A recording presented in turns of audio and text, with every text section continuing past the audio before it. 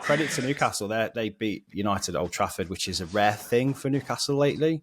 In my lifetime, that rarely happens. And yeah, it was a comprehensive win. One of the most comprehensive first halves of football I've seen as a Man United fan against us ever. It was shocking from United's perspective. But let's talk about Newcastle first, because they took the game to United well and truly. Yeah. The first half an hour, forcing into so many errors, taking brilliant advantage of that. And sometimes I think getting a bit cocky, to their credit. They looked like they were cruising at one point. Should have put the game to bed, I think. So I think fans were probably a bit angry they didn't. And the second half, they did kind of drop off and ease up a little bit, which let United back in terms of possession. So what do you make of Newcastle's performance, first of all, mate?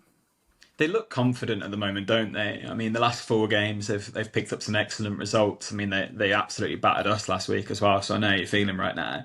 It's a really interesting attacking team. When they're flowing, they really flow. Yeah. And we've talked a lot about the balance in that midfield that they've got with Guimaraes, Tonali and Joelinton. That really paid off for him in this game.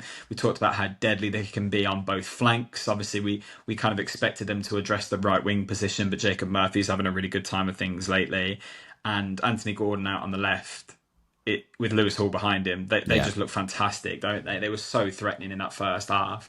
And if it weren't for Amarin changing things in the first sort of half an hour, we could have been talking about a cricket score. It was really convincing. And yeah, you talked about maybe a bit of overconfidence at times and maybe them not killing the game off earlier in the first half, but it just looks like they're enjoying their football. And in such a congested period in the season, that's what you really want your teams to be doing. You don't want burnout at this stage. You want people enjoying their time on the pitch, and Newcastle are. I mean, they are ultimately the winners of this festive period, along with Liverpool, aren't they? They're the ones that have come out on top. Like, they all of a sudden are 3 points off Chelsea, and it felt like when we were talking about Newcastle just a few weeks ago, we were saying, it's a shame that they've kind of dropped off. It's not really what we expected of them. They're probably going to be 8th, 9th, 10th this year. And now all of a sudden we think, actually, they're probably going to push for top 4.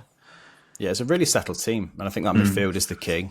Like you said, Guimaraes, Tonali, and Joelinton. I think they must have looked at the United team sheet and seen Eriksen and Casemiro and just kind of gone, this game's for the taking, because they were by far the stronger midfield, and I think that's where the game was kind of won in that first half an hour. They just blitzed United from the middle, really, didn't they? And Isak, again, a great forward, a great focal point, and should have had more.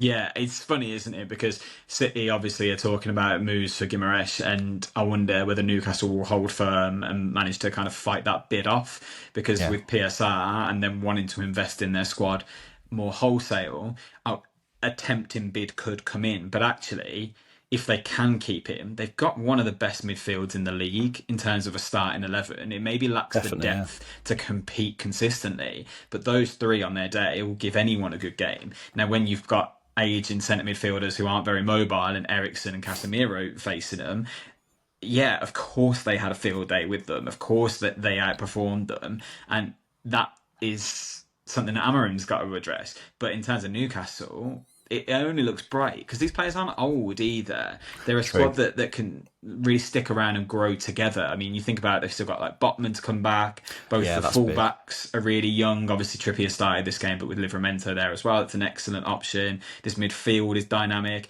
Isak and Gordon, they're not old players at all. They're still yet to even come into their prime. So it's an exciting squad for Newcastle. And if they manage to get themselves back into the Champions League, cement a bit more investment in the summer, we know what their ownership's capable of, we could be talking about a really threatening team again now. And they've done it slowly, but they're doing it right.